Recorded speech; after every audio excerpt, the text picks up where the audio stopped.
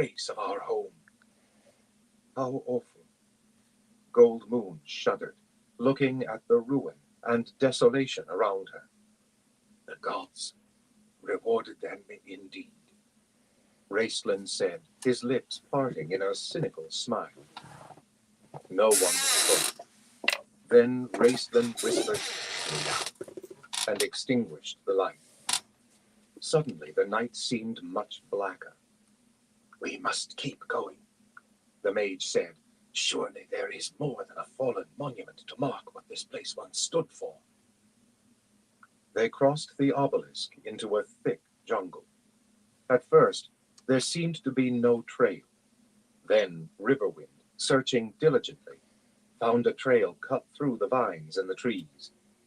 He bent down to study it. His face was grim when he rose. Draconians, Tannis asked. Yes, he said heavily. The tracks of many clothes straight to the city. Tannis asked in an undertone, is this the broken city where you were given the staff? And where death had black wings, Riverwind added. He closed his eyes, wiping his hand over his face. Then he drew a deep, ragged breath. I don't know. I can't remember. But I'm afraid without knowing why. Tannis put his hand on Riverwind's arm. The elves have a saying, only the dead are without fear. Riverwind startled him by suddenly clasping the half-elf's hand with his. I have never known an elf, the plainsman said. My people distrust them, saying that the elves have no care for Kryn or for humans. I think my people may have been mistaken. I am glad I met you, Tannis of Qualinost. I count you as a friend. Tannis knew enough of Plains lore to realize that, with this statement, Riverwind had declared himself willing to sacrifice everything for the half-elf, even his life. A vow of friendship was a solemn vow among the Plainsmen. You are my friend too, Riverwind, Tannis said simply. You and Gold Moon both are my friends. Riverwind turned his eyes to Gold Moon, who stood near them, leaning on her staff. Her eyes closed, her face drawn with pain and exhaustion. Riverwind's face softened with compassion as he looked at her. Then it hardened, pride drawing the stern mask over it again. Zaktsoroth is not far off, he said coolly. And these tracks are old. He led the way into the jungle. After only a short walk, the northern trail suddenly changed to cobblestones. A street!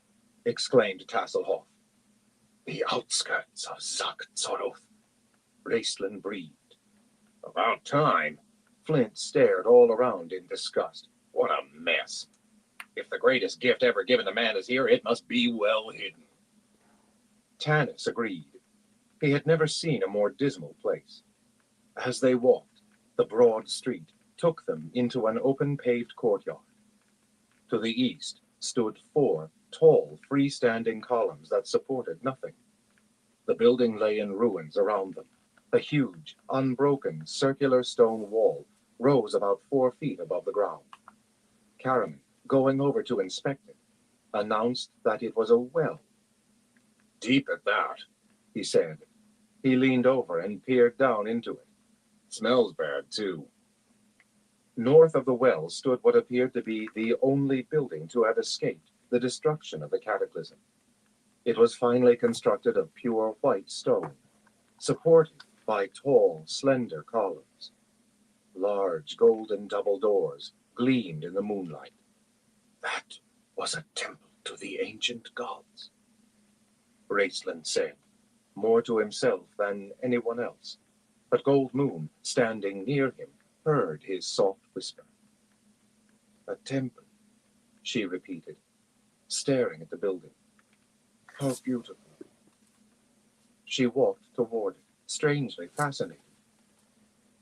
Tannis and the rest searched the grounds and found no other buildings intact. Fluted columns lay on the ground, their broken pieces aligned to show their former beauty. Statues lay broken and, in some cases, grotesquely defaced. Everything was old, so old it made even the dwarf feel young. Flint sat down on a column. Well, we're here. He blinked at Raceland and yawned. What now, mage? Raceland's thin lips parted. But before he could reply, Tasselhoff yelled, "Draconian!" Everyone spun around, weapons in their hands. A Draconian, ready to move, was glaring at them from the edge of the well. "Stop it!" Tanis shouted. "It will alert others." But before anyone could reach it, the Draconian spread its wings and flew into the well. Raceland, his golden eyes flaring in the moonlight, ran to the well and peered over the edge. Raising his hand as if to cast a spell, he hesitated, then dropped his hand limply to his side. "I can't," he said. "I can't think. I can't concentrate. I must sleep." "We're all tired," Tanis said wearily.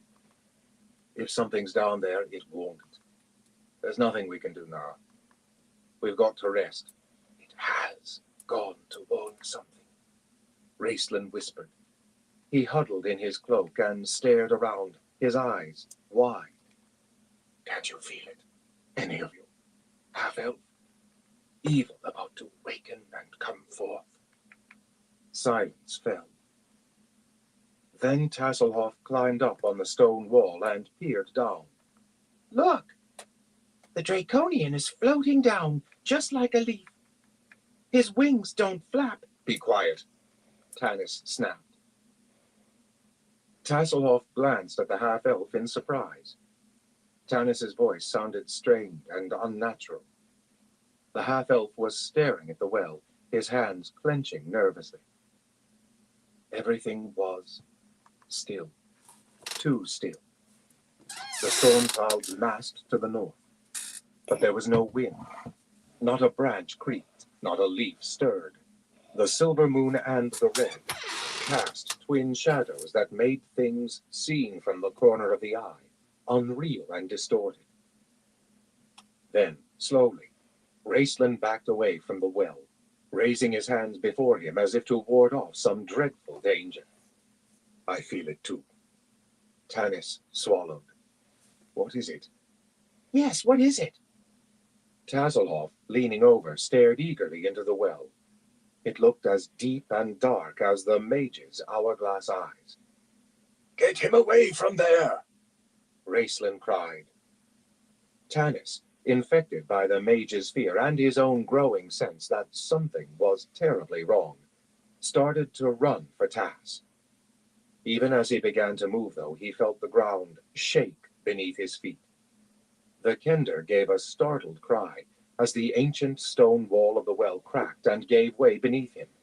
Tas felt himself sliding into the terrible blackness below him.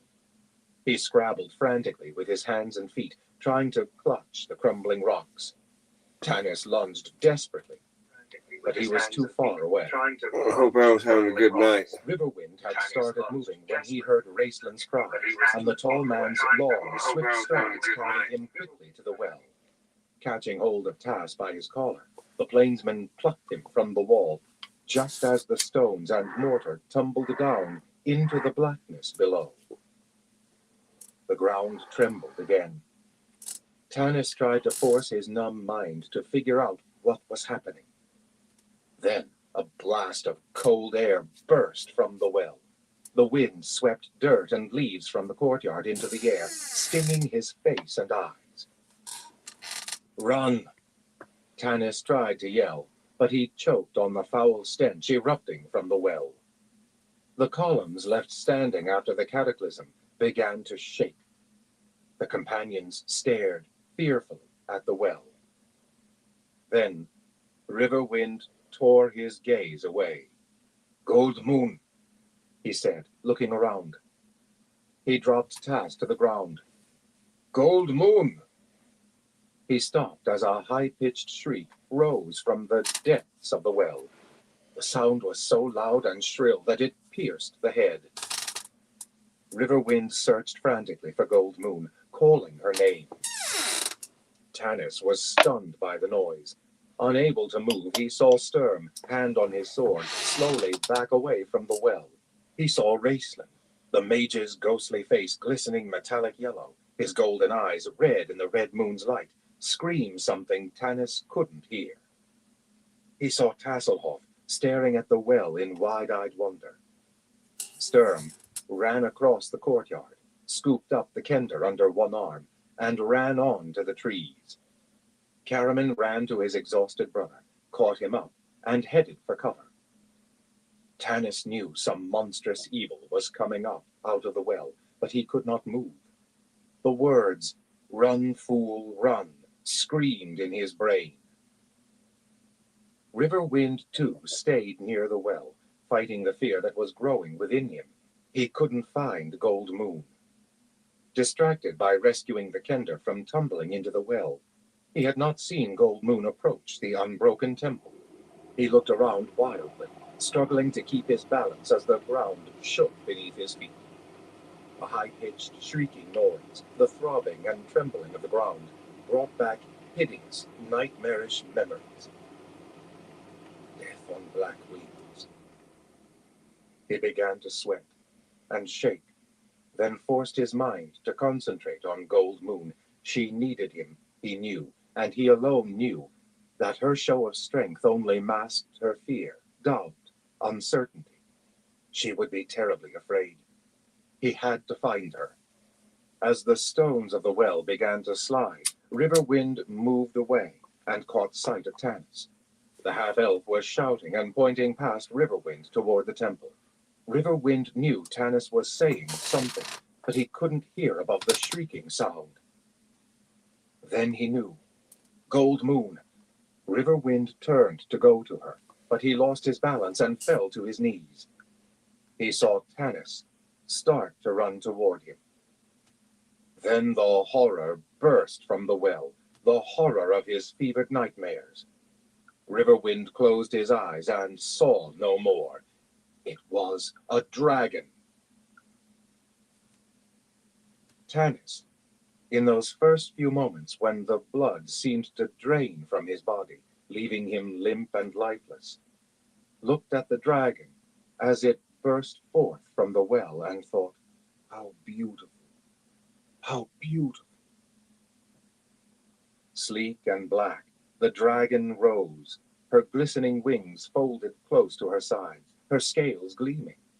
Her eyes glowed red-black, the color of molten rock. Her mouth opened in a snarl, teeth flashing white and wicked. Her long red tongue curled as she breathed the night air. Clear of the well's confines, the dragon spread her wings, blotting out stars, obliterating moonlight. Each wing was tipped with a pure white claw that shone blood-red in the light of Lunitari. Fear such as Tanis had never imagined shriveled his stomach. His heart throbbed painfully. He couldn't catch his breath. He could only stare in horror and awe and marvel at the creature's deadly beauty. The dragon circled higher and higher into the night sky. Then, just as Tanis felt the paralyzing fear start to recede, just as he began to fumble for his bow and arrows, the dragon spoke. One word, she said, a word in the language of magic, and a thick, terrible darkness fell from the sky, blinding them all. Tanis instantly lost all grasp on where he was. He only knew there was a dragon above him, about to attack. He was powerless to defend himself. All he could do was crouch down, crawl among the rubble, and try desperately to hide. Deprived of his sense of sight, the half-elf concentrated on his sense of hearing. The shrieking noise had stopped as the darkness fell. Tanis could hear the slow, gentle flap of the dragon's leathery wings, and knew it was circling above them, rising gradually. Then he couldn't hear even the flapping anymore. The wings had quit beating. He visualized a great black bird of prey hovering alone, waiting. Then there was a very gentle rustling sound, the sound of leaves shivering as the wind rises before a storm. The sound grew louder and louder until it was the rushing of wind when the storm hits, and then it was the shrieking of the hurricane. Tanis pressed his body close against the crumbled well and covered his head with his arms. The dragon was attacking. She could not see through the darkness she had cast, but Kisanth knew that the intruders were still in the courtyard below. Her minions, the Draconians, had warned her that a group walked the land, carrying the blue crystal staff. Lord Verminard wanted that staff, wanted it kept safe with her, never to be seen in human lands. But she had lost it, and Lord Verminard had not been pleased. She had to get it back. Therefore, Kisanth had waited an instant before casting her darkness spell, studying the intruders carefully, searching for the staff, unaware that already it had passed beyond her sight. She was pleased. She had only to destroy. The attacking dragon dropped from the sky, her leathery wings curving back like the blade of a black dagger. She dove straight for the well, where she had seen the intruders running for their lives. Knowing that they would be paralyzed by dragon fear, Kisanth was certain she could kill them all with one pass. She opened her fanged mouth. Tanis heard the dragon coming nearer. The great rushing sound grew louder and louder, then stopped for an instant. He could hear huge tendons creaking, lifting and spreading giant wings. Then he heard a great gasping sound, as of air being drawn into a gaping throat. Then a strange sound that reminded him of steam escaping from a boiling kettle. Something liquid splashed near him. He could hear rocks splitting and cracking and bubbling. Drops of the liquid splashed on his hand, and he gasped as a searing pain penetrated his being. Then Tanis heard a scream. It was a deep-voiced scream, a man's scream, river wind. So terrible, so agonized was the scream that Tanis dug his fingernails into his palms to keep from adding his own voice to that horrible wail and revealing himself to the dragon. The screaming seemed to go on, and then it died into a moan. Tanis felt the rush of a large body swoosh past him in the darkness. The stones he pressed his body against shook. Then the tremor of the dragon's passage sank lower and lower into the depths of the well. Finally, the ground was still. There was silence. Tanis drew a painful breath and opened his eyes. The darkness was gone. The stars shone. The moons glowed in the sky. For a moment, the half-elf could do nothing but breathe and breathe again, trying to calm his shaking body. Then he was on his feet, running toward a dark form lying in the stone courtyard. Tanis was the first to reach the plainsman's body. He took one look, then choked and turned away. What remained of Riverwind no longer resembled anything human. The man's flesh had been seared from his body. The white of bone was clearly visible where skin and muscle had melted from his arms. His eyes ran like jelly down the fleshless, cadaverous cheeks. His mouth gaped open in a silent scream.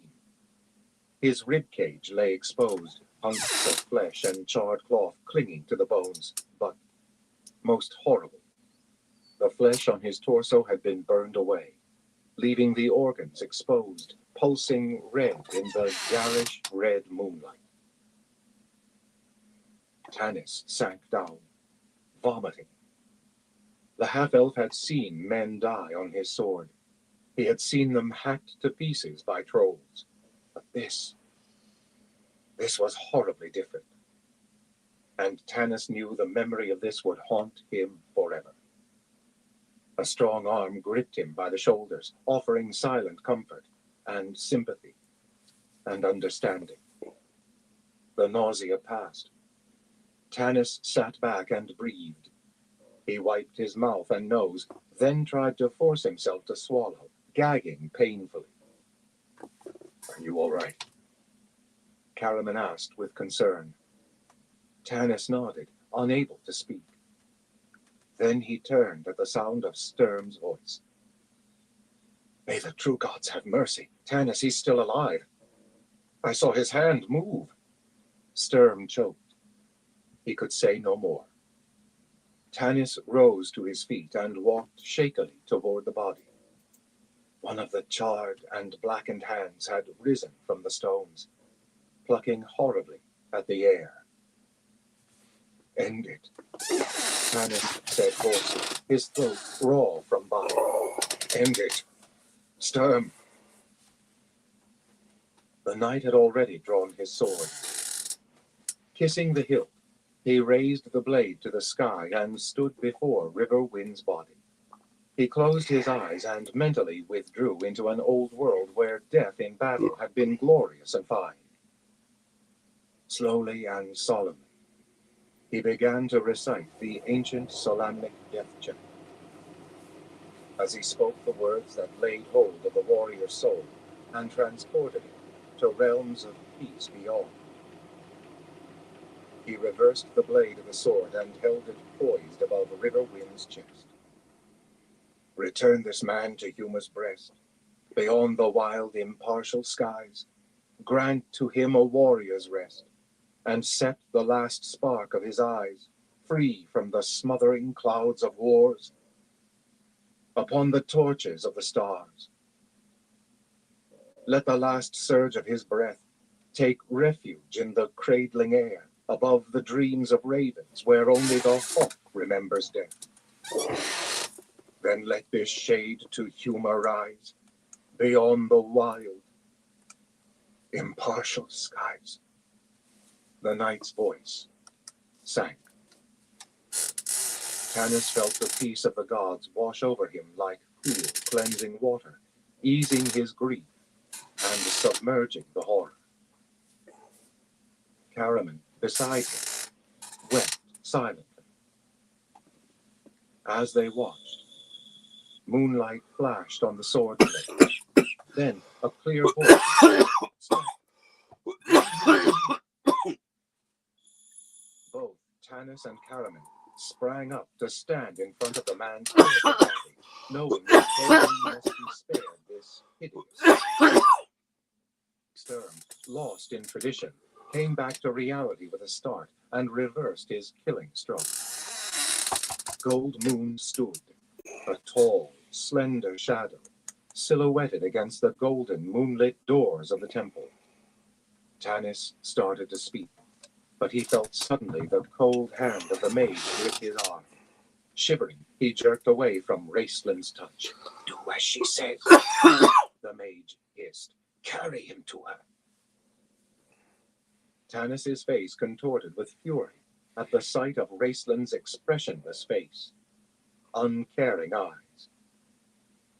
"Take him to her," Raceland said coldly. "It is not for us to choose death for this man. That is for the gods." Chapter 16. A bitter choice. The greatest gift. Tanis stared at Raceland. Not the quiver of an eyelid betrayed his feelings, if the mage had any feelings. Their eyes met, and as always, Tanis felt that the mage saw more than was visible to him. Suddenly, Tanis hated Raceland, hated him with a passion that shocked the half-elf, hated him for not feeling this pain, hated him and envied him at the same time. We must do something, Sturm said harshly. He's not dead, and the dragon may return. Very well, Tanis said, his voice catching in his throat. Wrap him in a blanket, but give me a moment alone with Gold Moon. The half-elf walked slowly across the courtyard. His footsteps echoed in the stillness of the night as he climbed marble steps to a wide porch where Gold Moon stood in front of the shining golden doors. Glancing behind him, Tanis could see his friends wrapping blankets from their packs around tree limbs to make a battlefield stretcher. The man's body was nothing more than a dark, shapeless mass in the moonlight.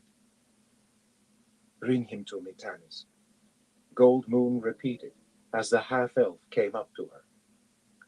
He took hold of her hand. Gold Moon, Tanis said. Riverwind is horribly wounded. He is dying. There is nothing you can do, not even the staff. Hush, Tanis, Gold Moon said gently. The half-elf fell silent, seeing her clearly for the first time. In astonishment, he realized that the plainswoman was tranquil, calm, uplifted. Her face in the moonlight was the face of the sailor who has fought the stormy seas in his fragile boat and drifted into peaceful waters. Inside the temple, my friend, Gold Moon said, her beautiful eyes looking intently into Tanis's. Come inside and bring Riverwind to me.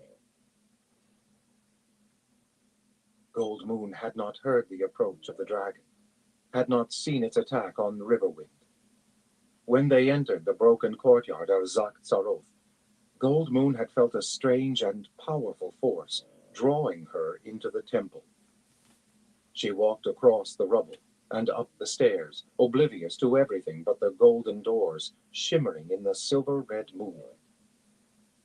She approached them and stood before them for a moment. Then she became aware of the commotion behind her and heard Riverwind calling her name, Gold Moon. She paused, unwilling to leave Riverwind and her friends, knowing a terrible evil was rising from the well. Come inside, child. A gentle voice called to her. Gold Moon lifted her head and stared at the doors. Tears came to her eyes. The voice was her mother's. Tearsong, priestess of Kueshu, had died long ago, when Gold Moon was very young. Tearsong? Gold Moon choked. Mother.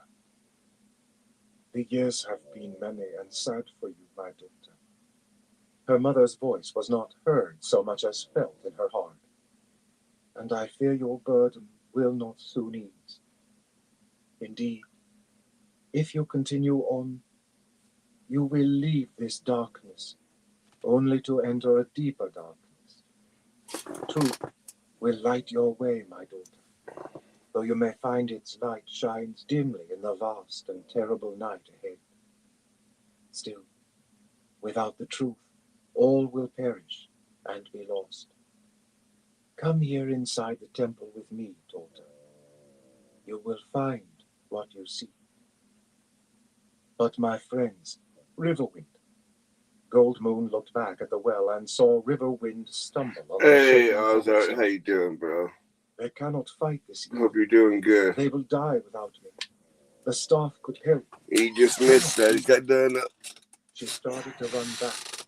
Take your dab. Fell. I can't see. Riverwind. Mother, help me. She cried in agony. I hope you're doing good, Ozark. But there was no answer. This isn't fair. Gold Moon screamed silently, clenching her fists. We never wanted this. We only wanted not to much, love each yes. other. And now we may Chilling and lose that. smoking before bed. We have sacrificed so much, and none of it has made any difference. I am 30 years old, Mother. 30. I can't childless. complain. They have taken my youth. They have taken my people. and I have nothing to show in return. Nothing. Except this. She shook the staff. And now I am being asked once again to give still more. Her anger calmed. Riverwind, had he been angry all those long years he searched for answers? All he had found was this staff, and it brought only more questions. No, he hadn't been angry, she thought. His faith is strong. I am the weak one. Oh, 2 a.m. Riverwind was willing to Oh, yeah, die. because you're 2 hours ahead. It seems Well, it's I about must to be be willing to 1 a.m. here. even if it means living without him.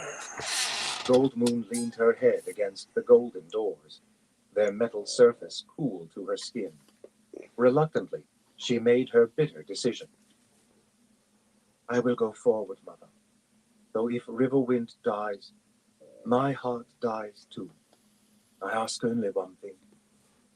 If he dies, let him know, somehow, that I will continue his search.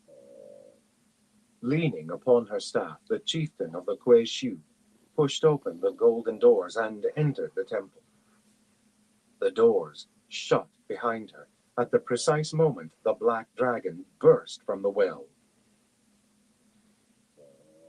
Gold Moon stepped inside, soft. Yeah, but I definitely appreciate you stopping by, Ozark. She could see nothing at first, but a memory was very close in her mother's warm embrace. Especially as late as it is for you.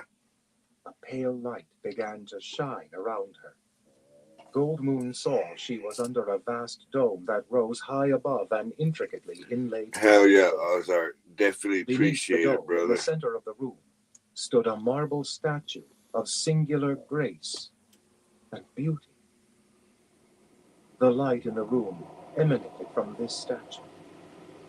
Gold Moon, entranced, moved toward it. The statue was of a woman in flowing robes. Her marble face bore an expression of radiant hope, tempered with sadness. A strange amulet hung around her neck. This is Mishika, goddess of healing, whom I serve, said her mother's voice. Listen to her words, my daughter. Gold Moon stood directly in front of the statue, marveling at its beauty, but it seemed unfinished, incomplete. Part of the statue was missing, Gold Moon realized. The marble woman's hands were curved, as if they had been holding a long, slender pole. But the hands were empty, without conscious thought, with only the need to complete such beauty. Hell yeah, Ozark. You have a good one, brother. Hands. It began to gleam with a soft blue light. Gold Moon, startled, backed away. The staff's light grew into a blinding radiance. Gold Moon shielded her eyes and fell to her knees. A great and loving power filled her heart. She bitterly regretted her anger. Do not be ashamed of your questioning, beloved disciple. It was your questioning that led you to us, and it is your anger that will sustain you through the many trials ahead. You come seeking the truth, and you shall receive it. The gods have not turned away from man. It is man who turned away from the true gods. Kryn is about to face its greatest trial. Men will need the truth more than ever. You, my disciple, must return the truth and power of the true gods to man. It is time to restore the balance of the universe. Evil now has tipped the scales. For as the gods of good have returned to man, so have the gods of evil, constantly striving for men's souls. The Queen of Darkness has returned, seeking that which will allow her to walk freely in this land once more. Dragons, once banished to the nether regions, walk the land. Dragons, thought Gold Moon dreamily. She found it difficult to concentrate and grasp the words that floated in her mind. It would not be until later that she would fully comprehend the message. Then she would remember the words forever. To gain the power to defeat them, you will need the truth of the gods. This is the greatest gift of which you were told. Below this temple, in the ruins, haunted by the glories of ages past, rest the discs of Mishikai. Circular discs made of gleaming platinum. Find the discs, and you can call upon my power, for I am Mishikai, goddess of healing. Your way will not be easy. The gods of evil know and fear the great power of the truth. The ancient and powerful black dragon, Kisan, known to men as Onyx, guards the discs. Her lair is in the ruined city of Zakhtsaroth below us. Danger lies ahead of you if you choose to try and recover the discs. Therefore I bless this staff. Present it boldly, never wavering, and you shall prevail. The voice faded. It was then Gold Moon heard River Wind's death cry. Tanis entered the temple and felt as if he had walked backward into memory. The sun was shining through the trees in Qualinost. He and Lorana and her brother, Gilfanas, were lying on the riverbank, laughing and sharing dreams after some childish game. Happy childhood days had been few for Tanis. The half-elf learned early that he was different from the others. But that day had been a day of golden sunshine and warm friendship. The remembered peace washed over him, easing his grief and horror. He turned to Gold Moon, standing silently beside him. What is this place? That is a story whose telling must wait. Gold Moon answered. With a light hand on Tanis's arm, she drew him across the shimmering tile floor until they both stood before the shining marble statue of Mishikai. The blue crystal staff cast a brilliant glow throughout the chamber. But even as Tanis's lips parted in wonder, a shadow darkened the room. He and Gold Moon turned toward the door. Caraman and Sturm entered, bearing the body of Riverwind between them on the makeshift litter. Flint and Tasselhoff, the dwarf looking old and weary, the Kender unusually subdued, stood on either side of the litter, an odd sort of honor guard. The somber procession moved slowly inside. Behind them came Raistlin, his hood pulled over his head, his hands folded in his robes, the specter of death itself.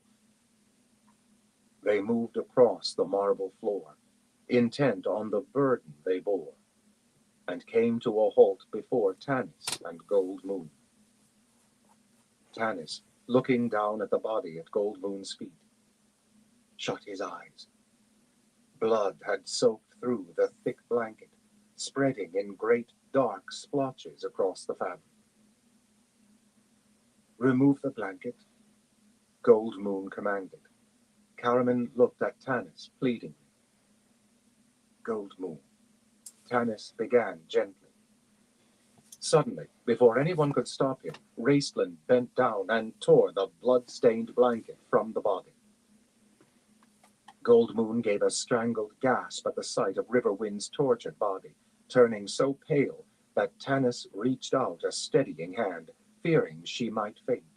But Gold Moon was the daughter of a strong, proud people. She swallowed, drew a deep, shuddering breath. Then she turned and walked up to the marble statue.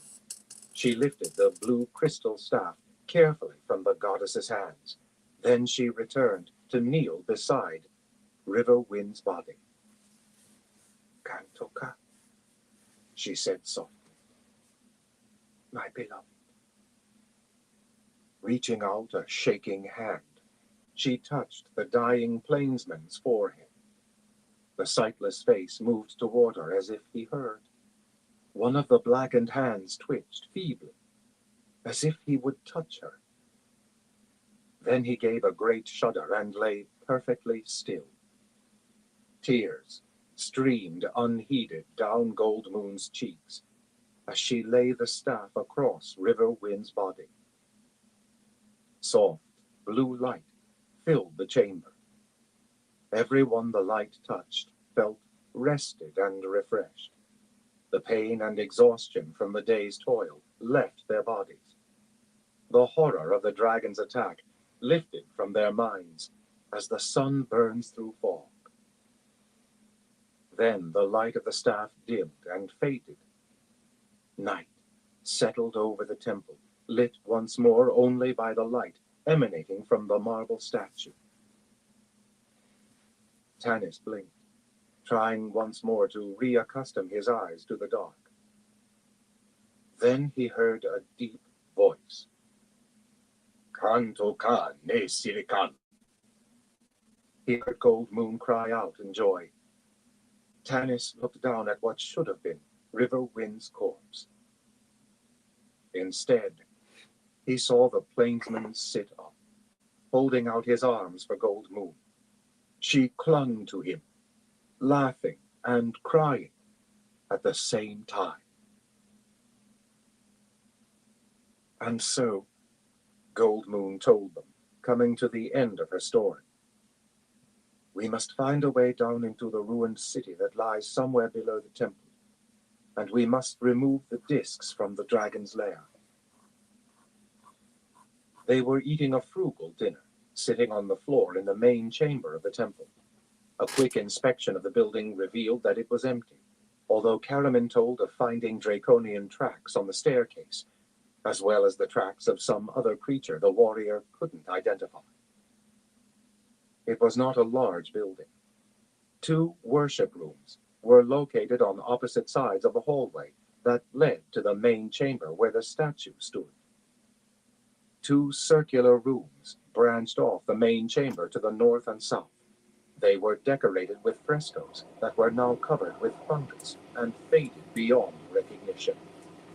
2 sets of golden double doors led to the east. Karaman reported finding a staircase there that led down into the wrecked city below. The faint sound of surf could be heard, reminding them that they were perched on top of a great cliff, overlooking New Sea. The companions sat, each preoccupied with his own thoughts, trying to assimilate the news Gold Moon had given them. Tasselhoff, however, continued to poke around the rooms, peering into dark corners. Finding little of interest, the Kender grew bored and returned to the group, holding an old helmet in his hand. It was too big for him. Kender folk never wore helmets anyway, considering them bothersome and restrictive.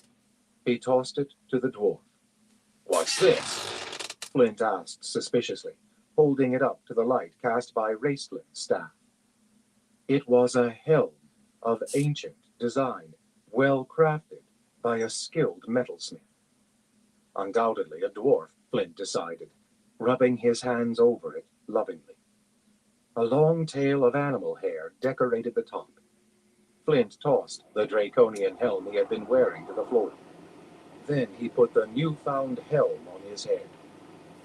It fit perfectly. Smiling, he took it off, once more admiring the workmanship. Tanis watched him in amusement. That's horsehair, he said, pointing to the tassel. No, it's not. The dwarf protested, frowning. He sniffed, wrinkling his nose. Failing to sneeze, he glanced at Tanis in triumph. It's hair from the mane of a griffin. Karaman guffawed. Griffin? He snorted. There's about as many griffins on Kryn as there are dragons, interjected Raistlin, smoothly. The conversation died abruptly. Sturm cleared his throat. We'd better get some sleep, he said. I'll take first watch. No need to keep watch this night, Gold Moon said softly. She sat close to Riverwood. The tall plainsman had not spoken much since his brush with death. He had stared for a long time at the statue of Mishika, recognizing the woman in blue light who had given him the staff. But he refused to answer any questions or discuss it. "We are safe," Gold Moon affirmed, glancing at the statue. Karaman raised his eyebrows. Sturm frowned and stroked his mustaches. Both men were too polite to question Gold Moon's faith, but Tanis knew that neither warrior would feel safe if watches weren't safe. Yet there weren't many hours left until dawn, and they all needed rest. Raceland was already asleep, wrapped in his robes, in a dark corner of the chamber. "I think Gold Moon is right," Tasselhoff said. "Let's trust these old gods, since it seems we have found them." The elves never lost them. Neither did the dwarves. Flint protested, scowling. I don't understand any of this. Reorx is one of the ancient gods, presumably. We have worshipped him since before the cataclysm. "Worship?"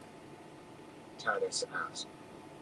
"Or cry to him in despair because your people were shut out of the kingdom under the mountain?" "No, don't get mad."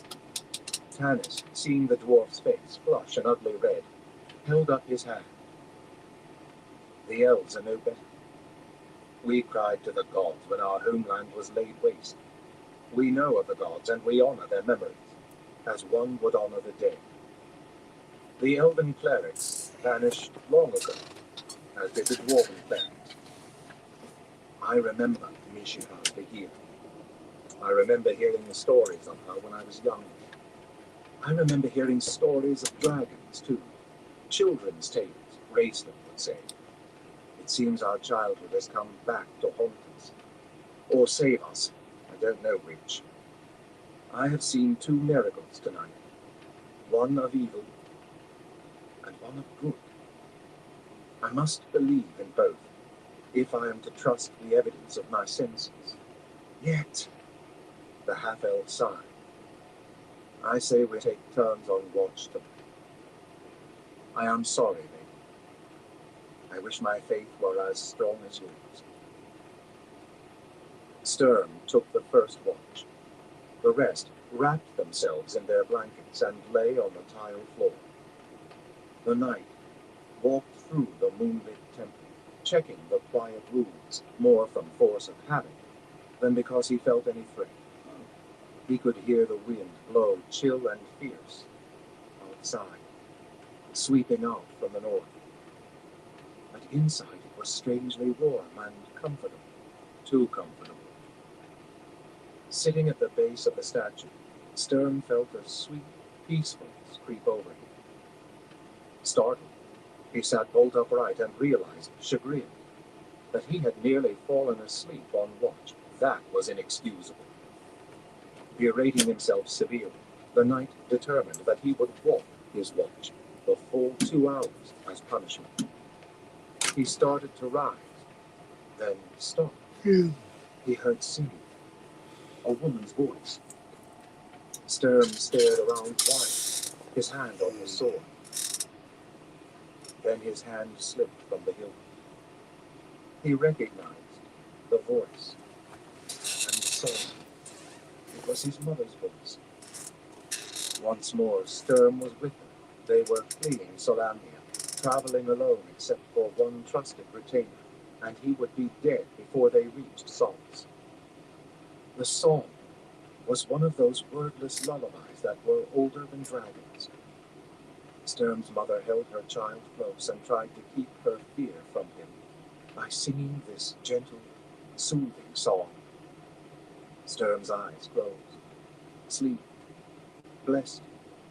Blessed all the companions. The light from Raceland's staff glowed brightly, keeping away the darkness. Chapter 17. The Paths of the Dead. Raceland's New Friends. The sound of metal crashing against the tile floor jolted Tanis out of a deep sleep. He sat up, alarmed, his hand fumbling for his sword. "Sorry," Karaman said, grinning shamefacedly. I dropped my breastplate. Tanis drew a deep breath that turned into a yawn, stretched, and lay back down on his blanket. The sight of Karaman putting on his armor with Tasselhoff's help reminded the half-elf of what they faced today. He saw Sturm buckling his armor on as well, while Riverwind polished the sword he had picked up. Tanis firmly put the thought of what might happen to them today out of his mind. That was not an easy task, especially for the elven part of Tanis. Elves revere life, and although they believe that death is simply a movement into a higher plane of existence, death of any creature is seen to diminish life on this plane. Tanis forced the human side of him to take possession of his soul today. He would have to kill, and perhaps he would have to accept the death of one or more of these people he loved. He remembered how he felt yesterday when he thought he might lose Riverwind. The half-elf frowned and sat up suddenly, feeling as if he had awakened from a bad dream. "Is everyone up?" he asked, scratching his beard. Flint stumped over and handed him a hunk of bread and some dried strips of venison. Up and breakfasted. The dwarf grumbled. You could have slept through the cataclysm, half-elf. Tanis took a bite of venison without appetite. Then, wrinkling his nose, he sniffed. "What's that funny smell?" Some concoction of the mages. The dwarf grimaced, plopping down next to Tanis. Flint pulled out a block of wood and began carving, hacking away furiously, making chips fly. He pounded up some sort of powder in a cup and added water, stirred it up and drank it, but not before it made that gully mud smell. I'm happier not knowing what it was.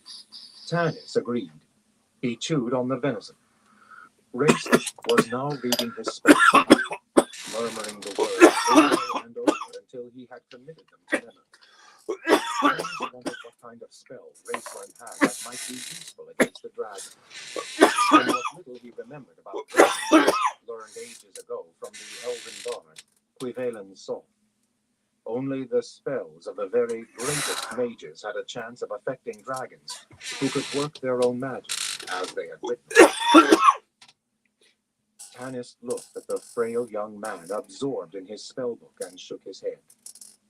Raceland might be powerful for his age, and he was certainly devious and clever. But dragons were ancient. They had been in Krynn before the first elves, the oldest of the races, walked the land. Of course, if the plan the companions discussed last night worked out, they wouldn't even encounter the dragon. They hoped simply to find the lair and escape with the discs. It was a good plan, Tanis thought, and probably worth about as much as smoke on the wind. Despair began to creep over him like a dank fog. "Well, I'm all set," Karaman announced cheerfully. The big warrior felt immeasurably better in his armor. The dragon seemed a very small annoyance this week. He tunelessly whistled an old marching song and stuffed his mud-stained clothing into his pack. Sturm, his armor carefully adjusted, sat apart from the companions, his eyes closed, performing whatever secret ritual knights performed, preparing himself mentally for combat. Tanis stood up, stiff and cold, moving around to get the circulation going and ease the soreness from his muscles. Elves did nothing before battle, except ask forgiveness for taking life. "We too are ready," Gold Moon said. She was dressed in a heavy gray tunic made of soft leather trimmed with fur. She had braided her long silver gold hair in a twist around her head, a precaution against an enemy using her hair to gain a handhold. "Let's get this over with." Tanis sighed as he picked up the longbow and quiver of arrows Riverwind had taken from the Draconian camp and slung them over his shoulders. In addition, Tanis was armed with a dagger and his longsword. Sturm had his two-handed sword. Karaman carried his shield, a longsword and two daggers Riverwind had scrounged. Flint had replaced his lost battle axe with one from the Draconian camp. Tasselhoff had his hoopak and a small dagger he had discovered. He was very proud of it, and was deeply wounded when Karaman told him it would be of use if they ran into any ferocious rabbits. Riverwind bore his axe strapped to his back, and still carried Tanis's dagger. Goldmoon bore no weapon other than the staff. Well armed, Tanis thought gloomily, for all the good it will do us. The companions left the chamber of Mishika, Goldmoon coming last. She gently touched the statue of the goddess with her hand as she passed, whispering a silent prayer. Tas led the way, skipping merrily, his top-knot bouncing behind him. He was going to see a real live dragon. The Kender couldn't imagine anything more exciting. Following Karaman's directions, they headed east, passing through 2 more sets of golden double doors, and came to a long circular room. A tall, slime-coated pedestal stood in the center, so tall not even Riverwind could see what, if anything, was on it. Tas stood beneath it, staring up at it wistfully. "I tried to climb it last night," he said, "but it was too slippery. I wonder what's up there." "Well, whatever it is, we'll have to stay forever beyond the reach of Kenders," Tanis snapped irritably. He walked over to investigate the staircase that spiraled down into the darkness. The stairs were broken and covered with rotting plants and fungus. "The paths of the dead," Raceland said suddenly. "What?" Tanis started. "The paths of the dead," the mage repeated. "That's what this staircase is called." "I want to name a real, you know that," Flint growled. "I have read something of this city," Raceland replied in his whispering voice. "This is the first we've heard of it," Sturm said coldly. "What else do you know that you haven't told us?" "A great many things, Knight," Raceland returned, scowling.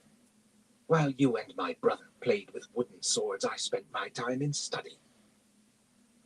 "Yes, study of that which is dark and mysterious," the knight sneered. "What really happened in the towers of high sorcery, Raceland? You didn't gain these wonderful powers of yours without giving something in return. What did you sacrifice in that tower? Your health or your soul?" "I was with my brother in the tower," Karaman said, the warrior's normally cheerful voice now haggard. "I saw him battle powerful mages and wizards with only a few simple spells. He defeated them, though they shattered his body. I carried him, dying from that terrible place, and I..." The big man hesitated. Raceland stepped forward quickly and placed his cold, thin hand on his twin's arm. "Be careful what you say," he hissed.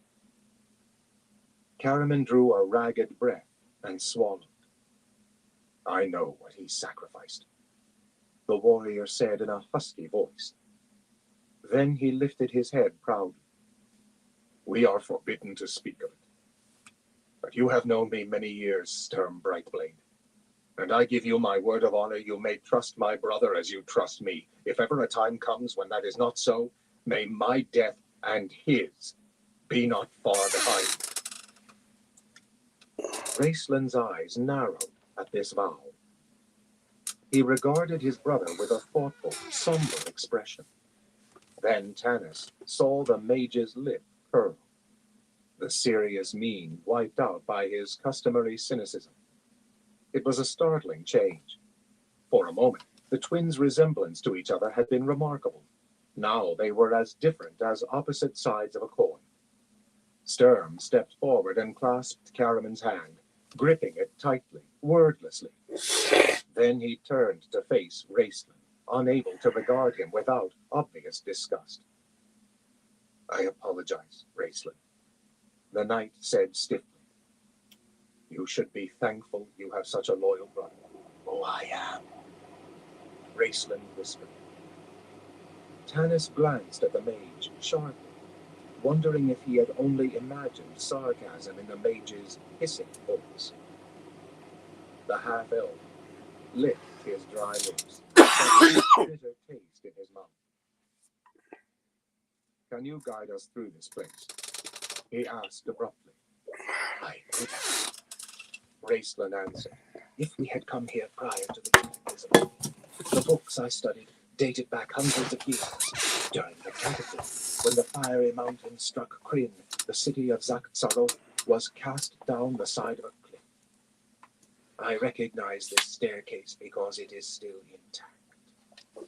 As for beyond," he shrugged. "Where do the stairs lead?" "To a place known as the Hall of the Ancestors. Priests and kings of Zaktsaro were buried in the place there." "Let's get moving," Karaman said gruffly. "All we're doing here is scaring ourselves." "Yes." Raceland nodded. "We must go, and go quickly. We have until nightfall. By tomorrow, this city will be overrun by the armies moving from the north." "Bah!" Sturm frowned. "You may know lots of things as you claim, mage, but you can't know that. Karaman is right, though. We have stayed here too long. I will take the lead." He started down the stairs, moving carefully to keep from slipping on the slimy surface. Tanis saw Raceland's eyes, narrow, golden slits of enmity, follow Sturm down. "Raceland, go with him and light the way," Tanis ordered. Ignoring the angry glance, Sturm flashed up at him. "Karaman, walk with Gold Moon. Riverwind and I will take the rear guard." And where does that leave us? Flint grumbled to the Kender as they followed behind Gold Moon and Karaman. Got more useless. "There," Tass said, looking back to the pedestal. He obviously hadn't heard a word of what had been said. A crystal ball of far-seeing? A magic thing I once had. Did I ever tell you about magic thing? Flint groaned. Tanis heard the Kender's voice trampling on as the two disappeared down the stairs. The half-elf turned to Riverwind. "You were here. You must have been. We have seen the goddess who gave you the star. Did you come down here?" "I don't know," Riverwind said wearily. "I remember nothing about it. Nothing. Except the dragon." Tanis fell silent. The dragon. It all came down to the dragon. The creature loomed large in everyone's thoughts, and how feeble the soul seemed against a monster who had stolen from Kryn's darkest legends. By us. Tanis thought bitter. Was there ever an unlikely group of heroes, bickering, growling, half of us not trusting the other half? We were chosen. That thought brought little comfort. Tanis remembered Raceland's words. Who chose us? And why? The half-elf was beginning to wonder. They moved silently down the steep stairs and curled ever deeper into the hillside. At first, it was intensely dark as they spiraled down. Then the way began to get lighter, until Raceland was able to extinguish the light on his staff. Soon, Sturm raised his hand, halting the others behind him. Beyond stretched a short corridor, no more than a few feet long. This led to a large, arched doorway that revealed a vast open area. A pale gray light filtered into the corridor, as did the odor of dankness and decay. The companions stood for long moments, listening carefully. The sound of rushing water come from below and beyond the door, drowning out all other sounds. Still, Tanis thought he had heard something else. A sharp crack. And he had felt more than heard, a thumping and throbbing on the floor. But it didn't last long, and the sharp crack wasn't repeated. Then, more puzzling still, came a metallic scraping sound punctuated by an occasional shrill screech. Tanis glanced at Tasselhoff questioningly. The Kender shrugged. I haven't a clue, he said, cocking his head and listening closely. I never heard anything like it, Tanis, except once. He paused, then shook his head. Do you want me to go look? He asked eagerly. Go. Tasselhoff crept down the short corridor, flitting from shadow to shadow. A mouse running across thick carpet makes more noise than a Kender when he wants to escape notice. He reached the door and peered out. Ahead of him stretched what must once have been a vast ceremonial hall. Hall of the ancestors, that's what Raceland called it.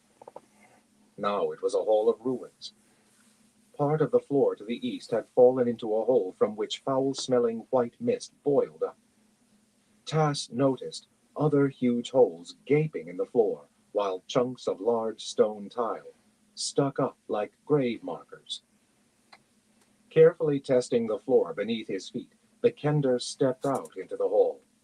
Through the mist, he could faintly distinguish a dark doorway on the south wall and another on the north. The strange screeching sound came from the south. Tass turned and began walking in that direction. He suddenly heard the thumping and throbbing sound again to the north, behind him, and felt the floor start to tremble. The Kender hurriedly dashed back into the stairwell. His friends had heard the sound and were flattened against the wall, weapons in hand. The thumping sound grew into a loud whoosh. Then 10 or 15 squat, shadowy figures rushed past the arched doorway. The floor shook. They heard hard breathing and an occasional muttered word. Then the figures vanished in the mist, heading south. There was another sharp cracking sound, then silence. What in the name of the abyss was that? Karaman explained. Those weren't Draconians, unless they've come up with a short, fat breed. And where'd they come from? They came from the north end of the hall, Tass said. There's a doorway there, and one to the south. The weird screeching sounds came from the south, where those things were headed. What's east? Tanis asked. Judging by the sound of falling water I could hear, about 1,000-foot drop, the Kender replied. The floor's caved in. I wouldn't recommend walking over there. Flint sniffed. I smell something. Something familiar. I can't place it. I smell death, Gold Moon said, shivering, holding her staff close. Oh, this is something worse, Flint muttered. Then his eyes opened wide and his face grew red with rage and anger. I've got it, he roared. Gully Dwarf. He unslung his axe. That's what those miserable little things were. Well, they won't be Gully Dwarfs for long. He dashed forward. Tanis, Sturm, and Karaman leaped after him just as he reached the end of the corridor and dragged him back. Keep quiet, Tanis ordered the sputtering dwarf. Now, how sure are you that they are Gully Dwarves? The dwarf angrily shook himself from Karaman's grasp. Sure. He started to roar, then dropped it to a loud whisper. Didn't they hold me prisoner for 3 years? Did they? Tanis asked, startled. That's why I never told you where I was those last 5 years, the dwarf said, flushing with embarrassment. His face darkened. But I swore I'd get revenge. I'll kill every living Gully Dwarf I come across. Wait a minute, Sturm interrupted. Gully Dwarves aren't evil. Not like goblins, at any rate. Living here with Draconians. Raceland answered. Undoubtedly. The Gully Dwarves have lived here many years. Probably ever since the city was abandoned. When the Draconians were sent, perhaps to guard the discs, they found the Gully Dwarves and used them as slave labor. They might be able to help us then. Tanis murmured. Gully Dwarves, Flint exploded. You trust those filthy little... No, Tanis said. We cannot trust them, of course. But nearly every slave is willing to and gully dwarves, like most dwarves, feel little loyalty to anyone except their own chieftains. We don't ask them to do anything for their own dirty skins. We might be able to buy their aid. Well, I'll be an ogre's hind end. Flint said in disgust. He hurled his axe to the ground, tore his pack off, and slumped down against the wall, arms folded. Go on. Go ask your new friends to help you. I'll not be with you. They'll help you all right. Help you right up the dragon's snout. Tanis and Sturm exchanged concerned glances, remembering the boat incident.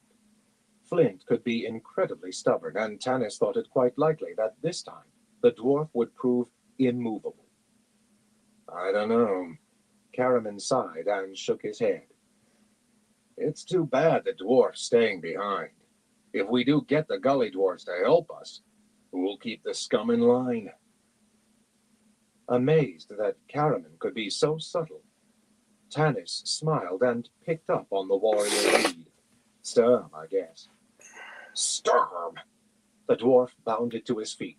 A knight who won't stab an enemy in the back? You need someone who knows these foul creatures. You're right, Flint. Tanis said gravely. I guess you'll have to come with us. You bet. Flint grumbled. He grabbed his things and stumped off down the corridor. He turned around. You coming? Hiding their smiles, the companions followed the dwarf out into the Hall of the Ancestors. They kept close to the wall, avoiding the treacherous floor. They headed south, following the gully dwarves, and entered a dimly lit passage that ran south only a few hundred feet, then turned sharply east. Once again, there was a cracking noise. The metallic screeching had stopped. Suddenly, they heard behind them the sound of pounding feet. Gully dwarves, growled Flint. Back, Tanis ordered. Be ready to jump them. We can't let them raise an alarm. Everyone flattened himself against the wall, sword drawn and ready. Flint held his battle axe, a look of eager anticipation on his face. Staring back into the vast hall, they saw another group of short, fat figures running toward them. Suddenly, the leader of the gully dwarves looked up and saw them. Caraman leaped out in front of the small, running figures, his huge arm raised commandingly. Halt, he said. The gully dwarves glanced up at him, swarmed around him, and disappeared around the corner to the east. Caraman turned around to stare after them in astonishment. Halt, he said half-heartedly. A gully dwarf popped back around the corner, glared at Caraman, and put a grubby finger to his lips. Shh. Then the squat figure vanished. They heard the cracking sound, and the screeching noise started up again. What do you suppose is going on? Tanis asked softly. Do they all look like that? Gold Moon said, her eyes wide. Yeah, see, They're well, so filthy and ragged. definitely And there are appreciate it. sores all over their bodies. I hope you have a They good, have brains of a good night's doorknob. sleep. Flint grunted. The group cautiously rounded the corner, hands on their weapons. A long, narrow corridor extended east, lit by torches that flickered and smoked in the stifling air. The light reflected off walls wet with condensed moisture. Arched doorways, revealing only blackness, opened up off the hallway. The crypts, Raceland whispered. Tanis shivered. Water dripped on him from the ceiling. The metallic screeching was louder and nearer. Gold Moon touched the half-elf's arm and pointed. Tanis saw, Yeah, down at the far appreciate end it. of the corridor, a doorway. Beyond the opening was another passageway forming a T-intersection. The corridor was filled with gully dwarves. I wonder why the little guys are lined up, Caraman said. This is our chance to find out, Tanis said. He was starting forward when he felt the mage's hand on his arm. Leave this to me, Raceland whispered. We had better come with you, Sturm stated. To cover you, of course. Of course. Raistland sniffed. Very well. But do not disturb me. Tanis nodded. Flint. Guard this end of the corridor. Flint opened his mouth to protest, then scowled and fell back to stand opposite the plainsman. Stay well behind me. Raistland ordered, then moved down the corridor, his red robes rustling around his ankles, the staff of Magius thumping softly on the floor at each step. Tanis and Sturm followed, moving along the side of the dripping walls. Cold air flowed from the crypts. Peering inside one, Tanis could see the dark outline of a sarcophagus reflected in the sputtering torchlight. The coffin was elaborately carved, decorated with gold that shone no longer. An oppressive air hung over the crypts. Some of the tombs appeared to have been broken into and plundered. Tanis caught a glimpse of a skull grinning out of the darkness. He wondered if these ancient dead were planning their revenge for having their rest disturbed. Tanis forced himself to return to reality. It was bleak enough. Raistland stopped when he neared the end of the corridor. The gully dwarves watched him curiously, ignoring the others behind him. The mage did not speak. He reached into a pouch on his belt and drew out several golden coins. The gully dwarf's eyes brightened. One or two at the front of the line edged toward Raistland to get a better view. The mage held up a coin, so they all could see it. Then he threw it high into the air and it vanished. The gully dwarves gasped. Raistland opened his hand with a flourish to reveal the coin. There was scattered applause. The gully dwarves crept closer, mouths gaping in wonder. Gully dwarves, or Agar, as their race was known, were truly a miserable lot. The lowest caste in dwarven society, they were to be found all over Krynn, living in filth and squalor, in places that had been abandoned by most other living creatures, including animals. Like all dwarves, they were clannish, and several clans often lived together, following the rule of their chieftains or one particularly powerful clan leader. 3 clans lived in Zak-Tsaroth: the Slugs, the Bulks, and the Glops. Members of all 3 clans now surrounded Raistland. There were both males and females, though it was not easy to tell the sexes apart. The females lacked whiskers on their chins, but had them on their cheeks. They wore a tattered overskirt wrapped around their waists, extending to their bony knees. Otherwise, they were every bit as ugly as their male counterparts. Despite their wretched appearance, gully dwarves generally led a cheerful existence. Raistland, with marvelous dexterity, made the coin dance over his knuckles, flipping it in and out of his fingers. Then he made it disappear, only to reappear inside the ear of some startled gully dwarf, who stared at the mage in amazement. This last trick produced a momentary interruption in the performance, as the Agar's friends grabbed him and peered intently into his ear, one of them even sticking his finger inside to see if more coins might be forthcoming. This interesting activity ceased, though, when Raistland reached into another pouch and removed a small scroll of parchment. Spreading it open with his long, thin fingers, the mage began to read from it, chanting softly. Sultangus, Moipal, Ast, Akular Galipal. The gully dwarves watched in total fascination. When the mage finished reading, the spidery-looking words on the scroll began to burn. They flared, then disappeared, leaving traces of green smoke. What was all that about? Sturm asked suspiciously. They are now spellbound, Raistland replied. I have cast over them a spell of friendship. The gully dwarves were enthralled, and Tanis noticed the expressions on their faces had changed from interest to open, unabashed affection for the mage.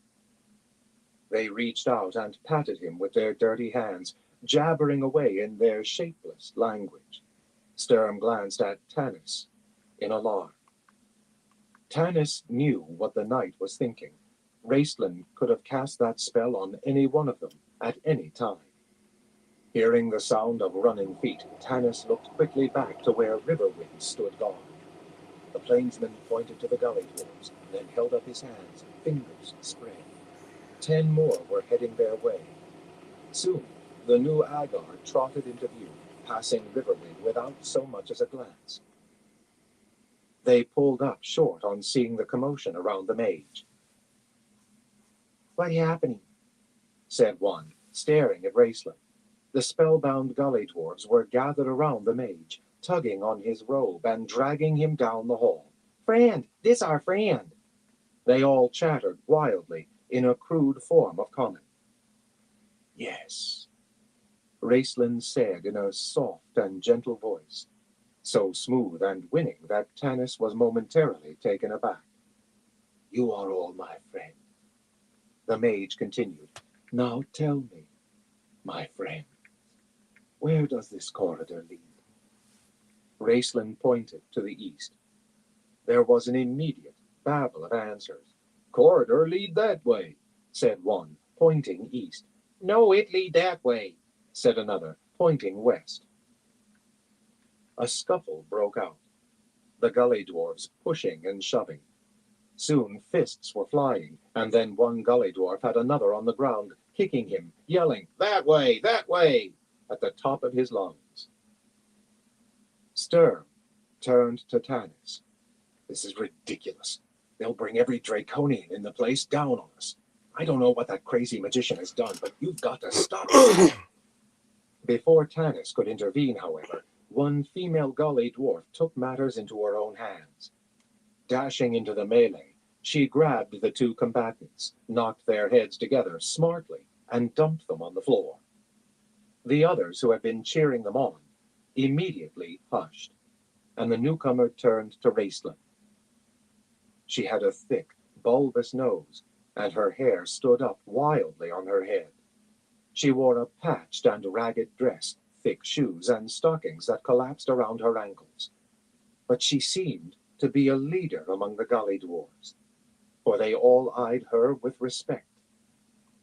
This may have been because she carried a huge, heavy bag slung over one shoulder. The bag dragged along the ground as she walked, occasionally tripping her, but the bag was apparently of great importance to her. When one of the other gully dwarves attempted to touch it, she whirled around and smacked him across the face. "Corridor lead to big bosses," she said, nodding her head toward the east. "Thank you, my dear," Raceland said, reaching out to touch her cheek. He spoke a few words. "Tantango Musala." The female gully dwarf watched, fascinated as he spoke. Then she sighed and gazed up at him in adoration. "Tell me, little one," Raceland said, "how many bosses?" The gully dwarf frowned, concentrating. She raised a grubby hand. "One," she said, holding up one finger. "And one, and one, and one." Looking up at Raceland triumphantly, she held up 4 fingers and said, 2. "I'm beginning to agree with Flint," Sturm growled. "Shh," Tanis said. Just then, the screeching noise stopped. The gully dwarves looked down the corridor uneasily, as into the silence came the harsh, cracking sound again. "What is that noise?" Raceland asked his spellbound adorer. "Whip," the female gully dwarf said emotionlessly. Reaching out her filthy hand, she took hold of Raceland's robe and started to pull him toward the east end of the corridor. "Bosses get mad. We go." What is it you do for the bosses? Raceland asked, holding back. We go, you see. The gully dwarf tugged on him. We down, they up, down, up, down, up. Come, you go. We give ride down. Raceland, being carried along on a tide of agar, looked back at Tanis, motioning with his hand. Tanis signaled to Riverwind and Flint, and everyone started moving down the hall behind the gully dwarves. Those Raceland had charmed remained clustered around him, trying to stay as close as possible, while the rest ran off down the corridor when the whip cracked again. The companions followed Raceland and the gully dwarves down to the corridor, where the screeching noise started up once again, much louder now. The female gully dwarf brightened as she heard it. She and the rest of the gully dwarves halted. Some of them slouched against the slime-covered walls, others plopped on the floor like sacks. The female stayed near Raceland, holding the hem of his sleeve in her small hand. What is it? He asked. Why have we stopped? We wait. Not our turn yet, she informed him. What will we do when it is our turn? He asked patiently. Go down? She said, staring up at him adoringly. Raceland looked at Tanis, shook his head. The mage decided to try a new approach. What is your name, little one? He asked. Boo-poo? Caraman snorted and quickly clapped his hand over his mouth. Now, Boo-poo, Raceland said in dulcet tones. Do you know where the dragon's lair is? Dragon? Boo-poo repeated, astounded. You want dragon? No, Raceland said hastily. We don't want the dragon, just the dragon's lair, where the dragon lives. Oh, me not know that. Boo-poo shook her head. Then, seeing disappointment on Raceland's face, she clutched his hand. Let me take you to the great highball. He know everything. Raceland raised his eyebrows.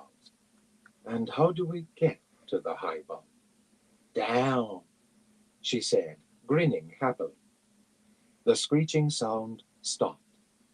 There was a crack of a whip. It's our turn to go down now. You come. You come now. Go see highball. Just a moment. Raceland extricated himself from the gully dwarf's grasp. I must talk to my friends. He walked over to Tanis and Sturm. This highball is probably head of the clan. Maybe head of several clans. If he's as intelligent as this lot, he won't know where his own washbowl is, let alone a dragon. Sturm growled. He'll know, most likely. Flint spoke up grudgingly. They're not smart, but gully dwarves remember everything they see or hear. If you can just get them to put it into words of more than one syllable. We better go see the great highball then, Tanis said ruefully. Now, if we could just figure out what this up and down business is, and that squeaking noise. I know, said a voice. Tanis looked around. He had completely forgotten about Tasselhoff. The Kender came running back in from around the corner, his topknot dancing, eyes shining with merriment. It's a lift, Tanis, he said, like in dwarven mines. I was in a mine once. It was the most wonderful thing. They had a lift that took rock up and down, and this is just like it. Well, almost like it. You see, he was suddenly overcome with giggles and couldn't go on. The rest, glaring at him, the Kender made a violent effort to control himself. They're using a giant lard rendering pot.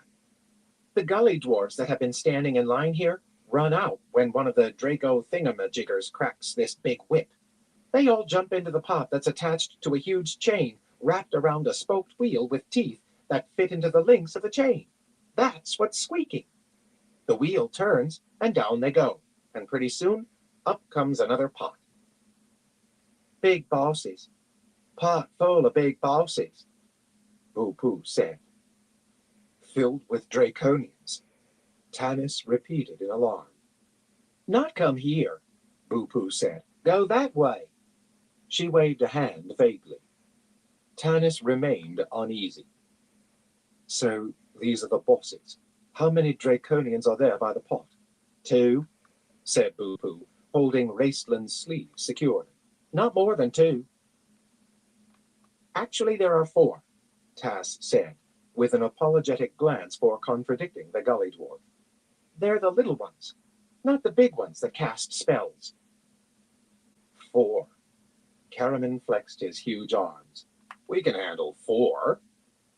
Yes, but we've got to time it so that 15 more aren't arriving, Tanis pointed out.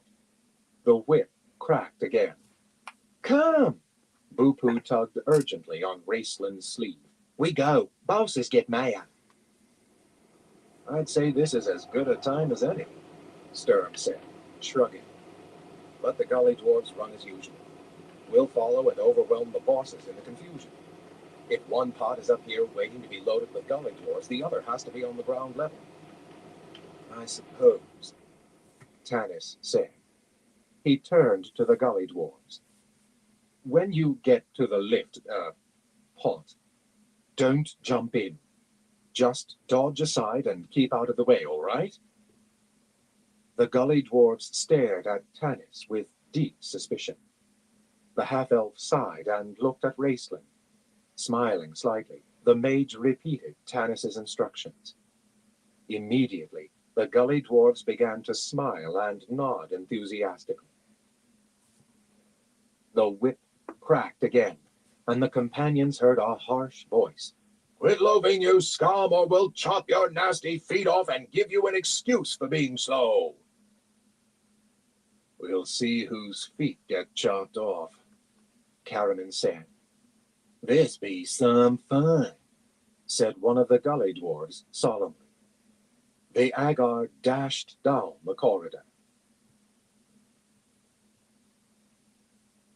Chapter 18. Fight at the lift. Boo-Poo's cure for a cough. Hot mist rose from 2 large holes in the floor, swirling around whatever was nearby. Between the 2 holes was a large wheel, around which ran a gigantic chain. A tremendous black iron pot hung suspended from the chain over one of the holes. The other end of the chain disappeared through the other hole. 4 armor-clad Draconians, 2 of them swinging leather whips and armed with curved swords, stood around the pot. They were visible only briefly. Then mist hid them from view. Tanis could hear the whip crack and a guttural voice bellowing. You louse-ridden dwarf vermin! What are you doing? Holding back there. Get into this pot before I flay the filthy flesh from your nasty bones. The Draconian stopped in mid-sentence, its eyes bulging out of its reptilian head as Karaman emerged from the mist, roaring his battle cry. The Draconian let out a yell that changed into a choking gurgle as Karaman grabbed the creature around its scrawny neck, lifted it off its clawed feet, and hurled it back against the wall. Gully dwarves scattered as the body hit the wall with a bone-crushing thump. Even as Karaman attacked, Sturm, swinging his great 2-handed sword, yelled out the knight's salute to an enemy and lopped the head off a Draconian who never saw what was coming. The severed head rolled on the floor with a crunching sound as it changed to stone. Unlike goblins who attack anything that moves without strategy or thought, Draconians are intelligent and quick-thinking. The 2 remaining by the pot had no intention of taking on 5 skilled and well-armed warriors. One of them immediately jumped into the pot, yelling instructions to its companion in their guttural language. The other Draconian dashed over to the wheel and freed the mechanism. The pot began to drop through the hole. Stop it, Tanis yelled. It's going for reinforcements. Wrong, shouted Tasselhoff, peering over the edge. The reinforcements are already on the way up in our other pot. There must be 20 of them. Karaman ran to stop the Draconian operating the lift, but he was too late. The creature left the mechanism turning and dashed toward the pot. With a great bound, it leaped in after its companion. Karaman, on the principle of don't let the enemy get away, jumped right into the pot after it. The gully dwarves cheered and hooted, some dashing over to the edge to get a better view. That big idiot, Sturm swore, shoving gully dwarves aside to look down. He saw swinging fists and flashing armor as Karaman and the Draconians flailed away at each other. Karaman's added weight caused the pot to fall faster. They'll cut the lummox to...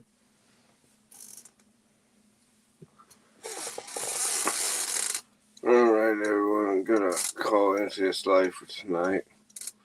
But I want to thank everyone for stopping by and everyone who continues to stop by showing me support. Excuse me. But I definitely appreciate all y'all. Until next time, everyone, y'all stay safe out there.